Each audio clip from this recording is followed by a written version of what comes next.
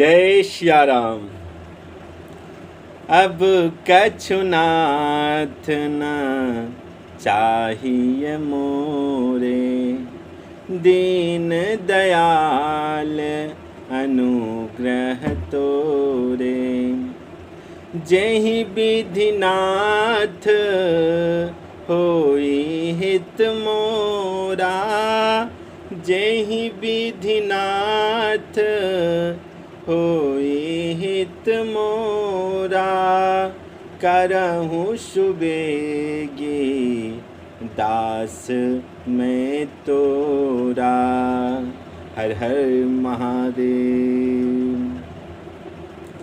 तो अगले प्रसंग में हम लोग सुने थे कि भगवान शिव और माँ भवानी के विवाह का प्रसंग श्रवण किया था। याज्ञवल्लभ जी और भरद्वाज जी एक साथ बैठे हैं। भरद्वाज जी पूछे कि राम जी कौन है, और याज्ञवल्लभ जी एक वाक्य नहीं कहा कि राम जी कौन है। याज्ञवल्लभ जी राम जी के अलावा सती जी का चरित्र सुनाना प्रारंभ कर दिए। पार्वती जी का विवाह कैसे हुआ ये सुनाए। देखिए, अगर हमसे कोई पूछे कि आप कौन हैं और हम उनको कहें कि हमारा घर हरसिंहपुर है, हम सीतामढ़ी जिला के रहने वाले हैं, तो ये तो प्रश्न का उत्तर सही नहीं हुआ। तो पूछा गया राम जी के विषय में और बताया जा रहा है शिव जी के विषय में। देखिए, एक बात आपको बताएं, आपसे निवेदन करूं कि याज्ञवल्लभ जी श्रेष्ठ हैं और भरद्वाज ऋषि उनसे प्रश्न पूछे। देखिए, जो श्रेष्ठ होते हैं वो कहने के लिए नहीं होते हैं, वो मानने के लिए होते हैं। भरद्वाज ऋषि, उनको पता नहीं है ऐसी बात नहीं है, उनको सब पता है, लेकिन श्रेष्ठ को सम्मान देना, उनसे कुछ सीखना, ये हमारा कर्तव्य है। हमारे जीवन के व्यवहार बताते हैं कि हम अपने श्रेष्ठ के साथ कैसा व्यवहार करते हैं। जब हमारे कोई श्रेष्ठ हो, अगर कोई बात हमसे कह रहे हो, तो बीच में कोई उत्तर नहीं देना चाहिए। क्यों? आप इस प्रसंग को सुन के आपको इस प्रसंग का ज्ञान पता हुआ होगा कि याज्ञवल्लभ जी सती चरित्र और शिव पार्वती जी का विवाह का वर्णन कर रहे हैं। भरद्वाज ऋषि राम जी के बारे में पूछे कुछ और है और बताया कुछ और जा रहा है। लेकिन भरद्वाज ऋषि बीच में एक बार भी नहीं बोले, सिर्फ सुनते गए। तो आप अपने से श्रेष्ठ के पास जब भी बैठे तो सुनने का प्रयास करें। पूरा शिव चरित्र सुनने के बाद क्या हुआ? शंभु चरित सुनी सरस सुहावा, भरद्वाज मुनि अति सुख पावा। बहुलाल सा कथा पर बाधी, नयन ही नीरो रोमावली टाढ़ी। प्रेम विवश मुख आबुन बानी, दशा देखी हर से मुनि ज्ञानी। जैसे भरद्वाज जी शिव चरित्र श्रवण किए, याज्ञवल्लभ जी के मुख से प्रसन्नता आने लगी। देखिए, जैसे ही भगवान शिव और पार्वती के चरित्र का, विवाह का प्रसंग सुने। भरद्वाज ऋषि को देखकर याज्ञवल्क्य जी खुश हो गए। देखिए, होता क्या है कि कभी कभी हम लोग यह सोचने लगते हैं कि अगर हम कोई प्रसंग सुने, किसी कथा में गए या किसी वीडियो के माध्यम से अगर कोई भगवत लीला का श्रवण किए, तो हमें ऐसा होने लगता है कि यह कथा हमने पहले से सुन रखी है या हमको इस कथा के बारे में पता है। देखिए, जब आपको ऐसा लगने लगे कि आप इस कथा को सुन रखे हैं, तो वास्तव में आपने उस कथा को सुना ही नहीं। क्यों? क्योंकि संसार के किसी सामग्री से आपका जी भर सकता है, लेकिन भगवान की कथा से अगर आपका जी भर जाए तो आपने उस कथा को सुना ही नहीं।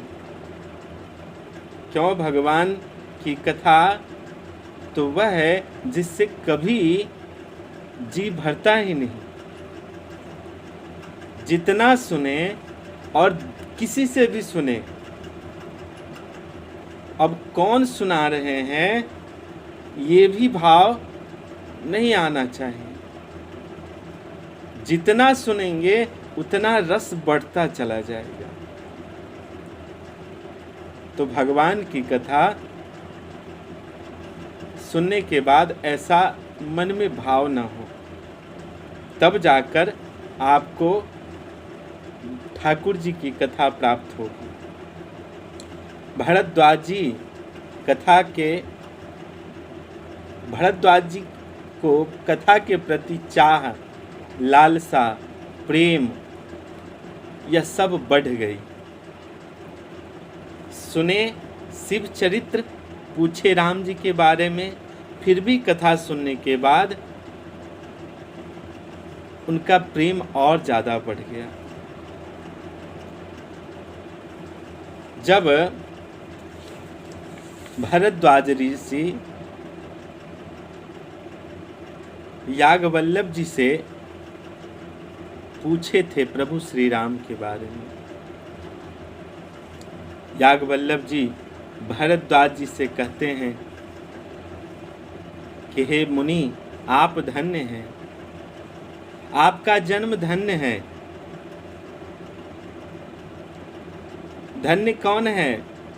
जिसके कान राम नाम का पान करते हैं, वो धन्य है।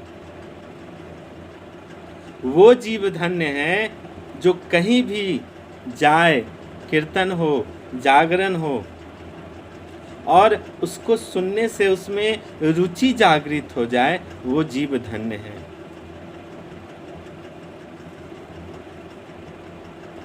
देखिए, याद रखिएगा, कहने से महत्वपूर्ण है सुनना।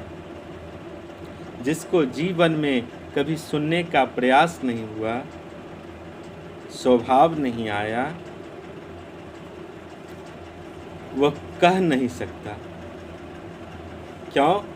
क्योंकि अच्छे वक्ता वही बनते हैं जो अच्छे श्रोता होते हैं। अच्छे गुरु वही होते हैं जो अच्छे शिष्य बनते हैं। तो उत्तरकांड के अंत में भगवान शिव ने बहुत लंबी सूची तैयार की है कि संसार में कौन कौन धन्य है, कौन सा कुल धन्य है। भगवान शिव कहते हैं कि सो कुल धन्य उमा सुनो। भगवान शंकर माँ भवानी से कहते हैं कि हे देवी, धरती पर वो कुल धन्य है जिस कुल में भगवान राम का भक्त जन्म ले ले। वो सती कुल धन्य है, सो धन धन्य प्रथम गति जाई। वो धन धन्य है। देखिए, धन के 3 गति होते हैं, दान, भोग, नहीं तो नाश। देखिए, अगर जीवन में हम अगर धन परिश्रम से कमाते हैं तो उस धन को कई भागों में विभक्त करके, बांट करके जगह जगह लगा दें। उस धन को दान कीजिए, मंदिर सेवा में लगाइए। अगर किसी गरीब की बिटिया है तो उनके शादी में उस धन को बांट दीजिए। गौशाला में उस धन का कुछ भाग खर्च कर दीजिए। अगर कोई गरीब भोजन के बिना दुखी हो रहा है तो उसके भोजन का प्रबंध कर दीजिए। ये धन, ये परमार्थ के लक्षण हैं। और जो भी जीवन में लाभ हो रहा है, समझिए आप अपने जीवन में परमार्थ को अर्जित कर रहे हैं। अगर कुछ उसका हिस्सा बच जाए तो अपने घर गृहस्थी के लिए, आपके ऊपर जो आश्रित है उनके लिए कुछ भाग निकाल दे। वो धन धन्य है। कुछ धन अपने ऊपर खर्च करे, अच्छे अच्छे कपड़े पहने, सात्विक भोजन करे, सात्विक माहौल में जीवन जीना प्रारंभ करे। देखिए, कुछ लोगों का स्वभाव होता है कि उनके पास बहुत कुछ होता है, भगवान खूब दिए हैं उनको, लेकिन खर्च नहीं करेंगे। वो जिएंगे उसी प्रकार, फटे पुराने कपड़े पहनेंगे, किसी भी तरह का भोजन कर लेंगे, किसी भी तरह सोए रहेंगे, बैठे रहेंगे। तो तामसिक और राजसिक दोनों का प्रभाव उनके ऊपर पड़ने लगता है। सात्विक जीवन उनके जीवन से निकल जाता है। देखिए, अगर हम अच्छे ढंग से जिएंगे तो भगवान भी देखेंगे कि इनको हमने जो दिया है उससे अच्छे ढंग से ये रह रहे हैं, तो भगवान हमको और देंगे। और जो भगवान दिए हैं उसमें भी अगर कंजूसी कीजिएगा तो कोई ज्ञानी आएगा और अपना दिमाग लगाएगा और आपके सारे धन का हरण करके चला जाएगा। अरे, आपकी सारी संपत्ति लेके चला जाएगा, आप देखते रह जाएंगे। तो जो भगवान दिए हैं उसका भोग कीजिए, दान कीजिए।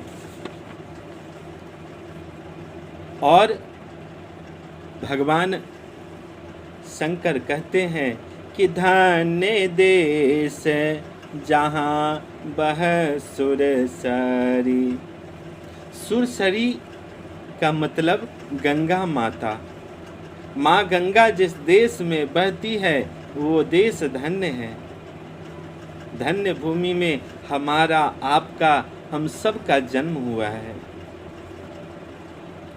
देखिए, याद रखिएगा, सुहावन होना अलग बात है और पावन होना अलग बात है। सुहावन होइएगा तो जीव आवेंगे और पावन होइएगा तो जगदीश आवेंगे। तो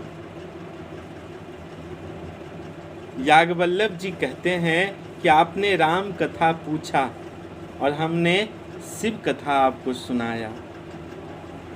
क्यों सुनाया, हम जानना चाहते हैं कि आप राम कथा सुनने के अधिकारी है कि नहीं।